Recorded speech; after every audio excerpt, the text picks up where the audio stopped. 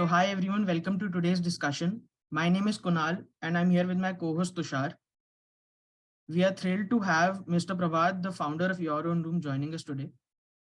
As a part of the IFSA BITS Pilani chapter, we've had the opportunity to work with him and excited to delve into his business today.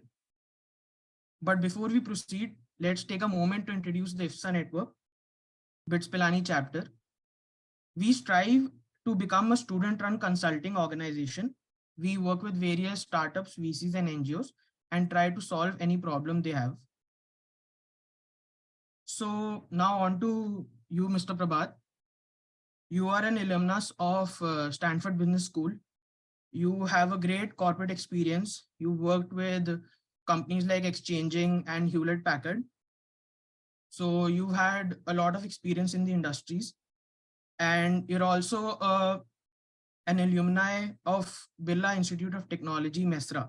So we have a sister organization there with BITS Pilani. Yep. Yeah. So do you want to add anything as such? No. So first of all, Kunal and Tushar, thank you so much for inviting me for this podcast. And it has been a pleasure working with both of you and your entire team. I mean, there are about 8 of them from your team. And you guys have been extremely helpful throughout the process. And you guys have been pushing us and Your Own Room. And I'm thankful to that. And I'm excited to talk to you guys. Over to you. Thank you, Prabhat. Thank you for such a lovely introduction. So, Prabhat, you have had a lot of experience managing big corporate businesses. So, we would love to know what got you interested in the startup world. Why the real estate specifically? So, how was the transition like? So, if you look at it, I really had a very interesting corporate journey. I've enjoyed every single bit of it. Big learning. But I always wanted to do something on my own. That was always there on the back of my mind. And this started sometime from my Stanford days. And I was looking at various sectors. And one of the sectors that always got me excited is real estate. And the reason real estate got me excited is because it's a huge sector. I mean, today, if you look at it, it's almost close to about $200-300 billion business or sector. Its contribution to the GDP is going to be about $650 billion by 2025. And this is growing. There are more than 75 million jobs. And they say that it's going to be $1 trillion economy by 2030. So it's a huge sector, always was excited about it. The second thing is real estate has always been looked at as a traditional way of storing wealth. There's a very interesting report of RBI where they say that almost 77% of household wealth in India is invested in real estate. So if you go down and talk to your parents, to your family members, your relatives, you will see that everybody's primary way of storing wealth is real estate. So I was always intrigued by that. And in spite of that, there were some very systematic challenges in the form of so much of inventory unused, so many properties coming, limitations in cities, and so on. And this is where I thought that maybe I have an opportunity to do something in this particular sector. And that is how I got into this entire sector and started Your Own Room. That's interesting. So let's go back to Stanford. You mentioned Stanford. So you were there at Stanford, right? At present? Yeah. So I was there from 2008 to 2009 in the business school. So you said you got this startup idea. You want to do a startup in Stanford. So was it about the Stanford culture, or why do you say so? See, when you study at Stanford, there's, I would say there's a good chunk of people, almost about maybe 60-70%, I would imagine, who take up an entrepreneurial journey. And a lot of the classes, courses, and some of the professors that you interact with are people who have done this and who have really had big success. So from that perspective, there's a general culture that, people. So there was that thing that came into my mind. But remember, after I graduated from Stanford, I did not start anything of my own. I still felt that I wanted to work in a larger setup, and I worked with a couple of companies, and notably with Exchanging, where I was running a large $30 million P&L, and I was responsible for every facet of the business. So I would say the seeds were sown at that point of time, but I don't think I was ready. And I just didn't want to jump into a startup because I see a lot of people, right in college or right after college, they just want to do something. remember, running a startup from outside looks very glamorous, but when you get into it, there are its own set of challenges. There are success, there are failures, there are understanding of so many topics and Right. functions and so on. So I wanted to be ready for it, and in 2016 I thought I was ready for it, and I took the plunge. So yeah, I understand. So can you tell something about your professional experience that helps you building this your own room or something in particular with your corporate experience? Anything in Sure. particular?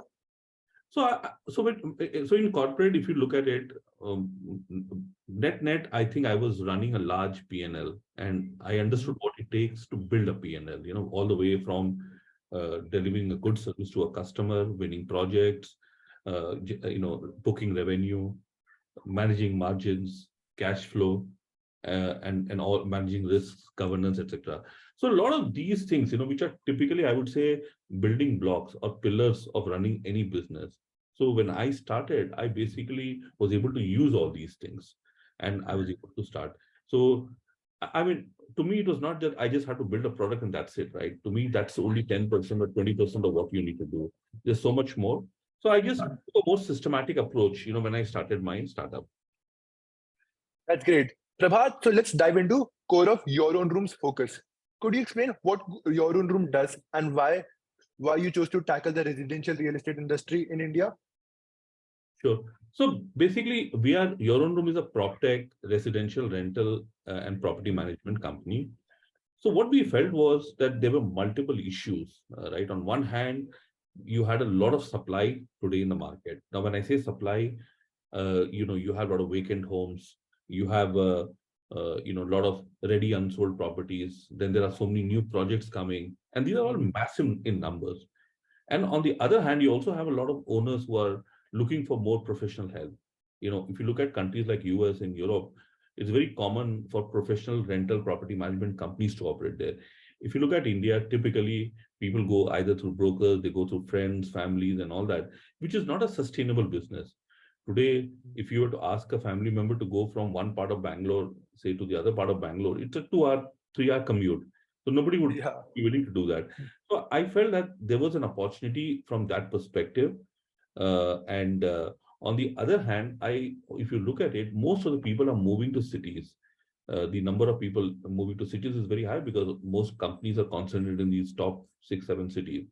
So I felt that there was a supply, which was available, which was untapped. There was a demand that was coming, and both demand and supply, stakeholders were looking for professional rental and property management. So I thought there was a good opportunity. We're talking about something very basic.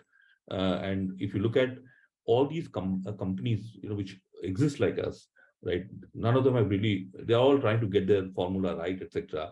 And if you look at their market share, it is still only less than 5%, which means technically it is still fragmented and unorganized. And that's where I thought, let me get into this and let me start solving it.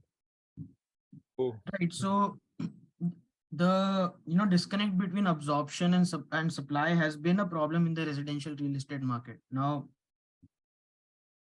how has, from your perspective, that market evolved in the past 3-4 years, right? Including everything like the effect of COVID and other difficulties in rising prices and other stuff.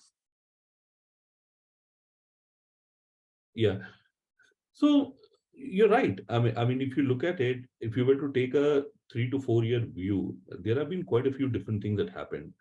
I think one fundamental shift that has happened, especially with COVID, home has become the center of the universe.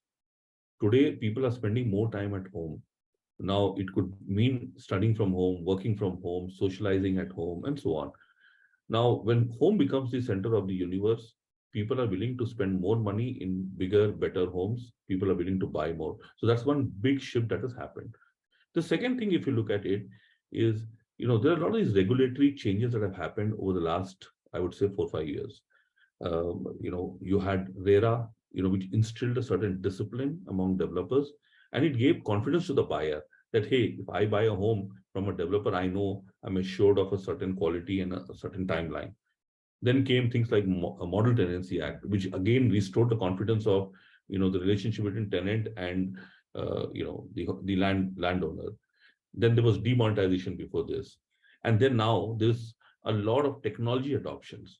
So if you look at it, but when technology came, the focus was more on e-commerce to start with, and you had the rise of all these e-commerce companies, and then you had fintech, and then it started to go into other sectors too.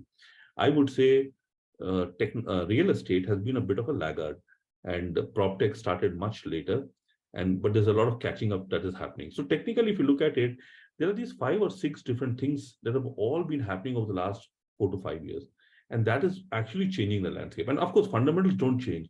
Fundamentals of real estate is, good projects, good land, proper connectivity, all that continues. But these are some of the other macroeconomic changes that is happening. So if you really start to put everything together, the landscape is changing. And it's important for companies like us to be cognizant of the fact that these changes are happening and adapt our business model and our strategy to fit into that and navigate through that process. Okay. So speaking of technology, could you explain a bit more about PropTech, and also coming to your own room? How does your own room leverage the technology to achieve its goals? Sure. So if you look at it, technology, when you look at PropTech, right? When initially, if you look at technology was limited to only listing. So you have a lot of these companies like Magic Bricks, 99 Acres Housing. You would have heard a lot of these companies, which all came into picture, but they came with a focus that they were only providing a listing platform. Now, suddenly, when Google came into the market and when Facebook came into the market, right, these models have to, they face very stiff competition. And today it's not very difficult to find something, right? I mean, if I go and Google something, I can easily find it. I don't need to go to anybody's website. So initial, first wave of PropTech solutions were all focused only on what I would call listing or websites. Then came the next level where PropTech became more than listing, where you could do transactions. You could create rental agreements, lease agreements, you could create invoices, you could do payments, and so on. And then you can have IoT solutions. So now we are at a stage where it has become far more than just listing. It's about all these various things. So we as a company, if you look at it, we provide all these rental and property management solutions, and all this is done through our technology platform or our PropTech platform. Now, our PropTech platform essentially includes, the entire life cycle. So if you look at it, all the way from searching a property to doing rental agreements, to doing KYC agreements, to generating invoices, to collecting rentals, to making payments to the owners, looking at what I would call issuing statements, work orders, everything, service request management, renewals. It's the whole life cycle, etc., is managed through what I would call it a full-blown ERP solution, which is our PropTech platform. And this is very well integrated with multiple systems, whether it's a KYC system, whether it's multiple payment systems, including our bank, Paytm, Razorpay, everything, or it is with Google APIs, or it is some sort of a reporting setup. So technically, we built a full-blown system, and all the learnings, the business process learnings, are all embedded into this technology platform. Otherwise, you're running a business which depends on people. Now it doesn't depend on people because all the learnings is into the system, and it has evolved over the last 7 years. So this is how it has come. Now we have, and we've been using this primarily for our business. And of course, we've also been helping smaller companies. But now we see a very big opportunity where there are companies which want to use our tech platform, both in India as well as outside India. So we're creating a white labeled version of a product. We are making it SaaS enabled, and that is currently going on. So shortly, we should be even having that too. Right. So from what I understand, right, you're trying to create an end-to-end process for the customers as well as, the people who own the property. So that's, it makes it easy for them. Absolutely. Right. So talking about that SaaS component, technology is ever evolving, right? And you're utilizing that to kind of grow your business into another part since there's so much demand for it. Yeah. That's great. That's great. Yeah, absolutely. You're absolutely right. And what we realize is that there's no boundary, right? If you look at it, our initial focus was Bangalore. Then we went from Bangalore to Pune. But some of the opportunities in offering our technology solution is coming beyond these two cities, right? There are, as I speak to you, we have, about 4 to 5 different opportunities, which are in tier 2 cities in different states, right? Then there's one international opportunity, which has also come, where someone is looking for a solution like this, and they want to partner with us so that we become their technology arm and their business process arm. So slowly, if you look at the business, I think business is also naturally evolving, right? Yeah. And the only thing which I would also say is as that we have 2 lines of business, right? The core business is the rental business, but we also do a lot of property management, which is basically repairs, maintenance, renovation of projects, doing small projects, doing large size projects, and so on. And there's a good amount of technology that is used over there, all the way from getting your work orders to your what I would call service agreements, to raising invoices, to marking completions and status reports, project planning, and then all the way till closure. So, technology is being used throughout the entire, gambit of what I would call rental and property management. So I see you've created a well-rounded sphere of technology in the residential market. So coming to your customers, so could you tell us a bit more about your customers? Are you B2C, B2B, or what are your customer demographics like? Could you shed some light on that part? So we manage about close to 1 million square feet, and there are about 400 odd properties that we are currently managing. Now, these are properties that are owned by individuals at this point. These individuals are nothing but people who have a second home, who have a third home, who are not in the same city, in the same country, or these are people who are fairly busy and do not have the time to manage it on their own. So these are the typical people that we work with. Now, if you look at, in addition to this, especially on the PMS side, which is more on the property management side and project side, we do things even for B2B also. We do for B2C, we do for B2B also. B2B would mean, let's say, a large building that needs a painting work, or it needs some sort of a tiling or POP, etc. So we do that. So that's the second. Third is we also have these large partnerships, and these are game changers. Now, as I speak, we have about 5 to 7 very large partnership and about 2 to 3 more brewing as we speak. So these are partnerships which typically involve doing work at large scale with high value. Like, we're talking to somebody who's got about 1,000 apartments or 1,000 homes, and that needs to be managed. So that level of partnerships, right? These are all currently being discussed. It takes time, it takes effort. Commercials have to work out, etc. So basically, a lot of these B2B partnerships that, or what we call them are accounts, which eventually will give us bigger deals. So we'll continue moving in both B2B and B2C. B2C is our primary business at this point in time. Okay, understood. That's great. So from what I understand, right, you guys are doing a lot of work and you're starting to accelerate your growth. In the past, right, what were the major challenges you faced in the past? And how did you overcome them? Did you have to do any significant pivots as such, or were there any changes? Because being a startup is a very iterative process, right? Absolutely. So when we started, so see, this is our 7th year of operation. When we started off as a co-living company, because that was the immediate opportunity and problem that we are trying to solve. As we slowly started to graduate, we realized that we had an opportunity to help the families also. So we went from offering co-living homes to family homes. So that was the first, I wouldn't call it a pivot, but it was an addition in terms of our focus. And then we continued that. Now, because we did that, we were able to manage the COVID phase. Remember, a lot of companies like us, which might have gone through very difficult times, or we might have even shut shops during COVID time. We were able to go that because we were able to pivot at the right time. And that's the second. The third thing which we also did was we also started to look at it from 2 different angles. One is monetizing an asset, and second is servicing the asset. So monetizing the asset is what our entire focus was.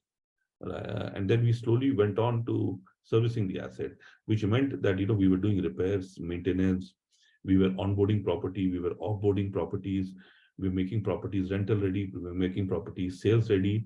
And then we were doing it not just for one property, we were doing it for even multiple properties. It could be an entire floor. It could be an entire building and so on. So that was the other pivot. So, we kind of went through these 2, 3 different pivots. And we also went from Bangalore to Pune. So we expanded to 2 cities. And now we are at a point where the next pivot would be adding more cities for sure. And translating all these B2B partnerships into very tangible revenues. At this point, as I said, we have close to about 10 partnerships. Many are working, we're getting some good revenue, but we feel that we have a chance to take it to the next level. And that's a big focus of me and my entire leadership team. Great. So you said Bangalore to Pune. May I ask why did you choose Pune? And since you're planning to expand, do you have any cities in mind? Yeah. So the reason why we went, so we started with Bangalore because the entire team was in Bangalore, and Bangalore was the obvious city, right? High percentage of immigrant population. Now we started looking at other cities, which are similar to Bangalore, right? Okay. And if you look at these cities, we also wanted to try this across a different location. So when we did Bangalore, we thought Bangalore was south of India. If we can get it right in south, we've got a good chance. Now, why not do one more, maybe in the west side? So basically, if you look at it, the idea was to see whether if it works in 2 regions where the demographics are different, the dynamics are different, right? Bangalore is an IT hub, Pune is BPO, and even a lot of manufacturing. So the dynamics are very different. Language spoken here is different. Language spoken there is different. So we decided that let's do it in south and west. And if it happens in these 2 places, I think we have a pan-India solution in place. And that was one of the reasons why we chose Pune. Now, the next cities are going to be most probably places like Hyderabad, could be Chennai, and it could be even some tier 2 cities, which, we are currently talking. But these are all going to be most probably in the southern part of the country. And the reason is very simple, right? From a logistic perspective, it is easy for us to move around. I mean, Hyderabad is technically a driving distance from Bangalore. I mean, though you can take a flight, it's a 1-hour flight. Chennai is driving distance. So it's not very difficult for us to also use the same set of people to meet, etc. Whereas if I were to set up a base in Delhi, my dynamics would be very different and very complex. So we want to do this in logical, sensible steps, right? And also future is going to be a lot of partnership, which means, there could be operators who could be operating anywhere. They could operate in Delhi, they could operate in maybe in the Northeast. They're just using our platform and our back office.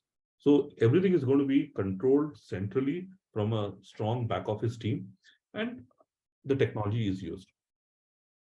Right, that's great. Great. So let's come to some different question. Over the recent past, we have heard a distressing news in certain Proptech startups like Nestaway being sold for 95% discount and Brokernet abruptly being shutting down. And there are many other stories in other sectors also, Byju's, Pharmacy, and the list goes on. So what are your thoughts on these developments? Do you have any comments, any insights to share? I mean, what I feel at this point of time is that the success of a company is not how much investment it has raised or how fast it has grown. It basically comes down to the quality of execution. And if you look at many of these companies that you just mentioned, they've all enjoyed the laurels of raising large funds at sometimes at insane valuations, and they're not focused enough on the fundamentals, which is product market fit, getting down to those execution blocks, profitability, keeping a hawk's eye on profitability and cash flow. And many of them have also done certain inorganic acquisitions, which they were not able to integrate. So net, if you look at it, the failure, and of course, many of these also, or some of them also have had serious governance lapses. So if you really look at all these causes, you will see that they're all very basic. I mean, if you don't get your fundamentals right, no amount of investment or marketing, PR or branding, etc., is going to help you. At the end of the day, it comes down to those building blocks. And most companies make mistakes. We also have our own share of mistakes. But when you start to compromise your fundamentals, you have a problem. And look at some of these companies that you mentioned. I think they have not focused enough on the fundamentals, and maybe, in my view, that's the primary reason of the problem. Right. So, from what we understand, right, you've talked about how the fundamentals of a company must be very important. Their quality of execution should be great. And I'm sure your operational experience comes into play there and helps your own room. So most of these uh, fundamentals that we talk about, they generally convert into two metrics: growth and profitability. So we've actually discussed this with you many times. What are your takes on growth and profitability? Do you think, do you prioritize one over the other, or how do you view both of them? So I think you missed one more very important metric, which is cash flow. A lot of people don't talk about cash flow. See, most companies that fail, they don't fail because of growth and profitability. They fail because of cash flow. Because you can always, you can present your books in such a way that your profitability may look good, but in reality, your cash flow position may not be very good. So I think if you look at it, all the three are very important in their own way, and it needs a balance between the three. And during the stage at which you are and the position in which you are, you have to pick your focus. But what I have seen is that the focus on growth is very high because it looks very glamorous. It's a little bit of a vanity metrics to a very large extent. I mean, if you recall, you would hear terms like GMV, right? Technically, GMV means nothing, right? It's just a pass-through revenue. But the reality is that, you need good revenue. And if you're able to get good revenue at good margins, you'll have better profitability. And if you're able to execute well, which is a tough part in my view, you have better cash flow. So all the three are important in their own way. They're like a triangle, and all of them are sitting in one of the edges of the triangle. Okay, great. So what about your own room? How is it balancing between growth, profitability, and cash flow? So I would say at the stage in which we are, I think we focus heavy on of late on profitability. And I'm glad to inform you that we have just become EBITDA positive. Congratulations. Thank Yeah, you. congrats on that. Thank you. So that has been a big thing for us because we had to make sure that we were looking at things very differently through a different lens, and we were constantly improving our EBITDA numbers over the last, you can say, 12 to 18 months. And EBITDA numbers have been improving like 1%, 2%, 3%, but finally it gets to a point where we are positive. But and at this point of time, our heavy focus is on our investment process. We are actually out there in the market. We're raising a pre-Series A investment round, and once we close the round, there's going to be a lot of focus back on growth, but it's going to be profitable growth. So it's not just going to be growth, right? I don't want to do any business where there is no profit, right? If margins are not protected, we don't want to do the business. And second, we want to make sure that the cash flow cycle is strong. So the velocity at which cash moves, that has to be strong enough so that it does not impact business and we don't run into serious working capital challenges and so on. So we're just keeping close watch. Fortunately, I work very closely with my leadership team, my chief operating officer, Sanjay. He also keeps a very close watch on some of these numbers too. So it's interesting to hear about your balance between growth, profitability, and cash flow. And as you said about fundraising, let's have a deep dive into that. So what are your current fundraising plans, and what is your strategy? And then currently, what stage are you at for fundraising? Could you give us your previous history about fundraising too? Sure. Yeah. So we've raised about 1.3 million so far, and this was raised mainly in our early angel round and our seed round. Okay. We are now at a point where we are raising our pre-Series A investment round. We're looking at a slightly larger investment amount. We begin to talk to different people, and we've been getting some good positive interest. And you guys have also, from BITS Pilani, you guys have also been working very closely with us towards that endeavor. The main reason why we are raising money is so that we deploy investment towards growth. So we want to make sure we're spending more on our sales, workforce, sales, and our marketing, digital marketing, branding, and we are also taking our technology to the next level. We also feel there's a great opportunity. If we could move our technology to the next level, that itself can mean big business and revenue for us. So from that perspective, we are making sure that we are focused on both technology and growth towards the fundraise. Great.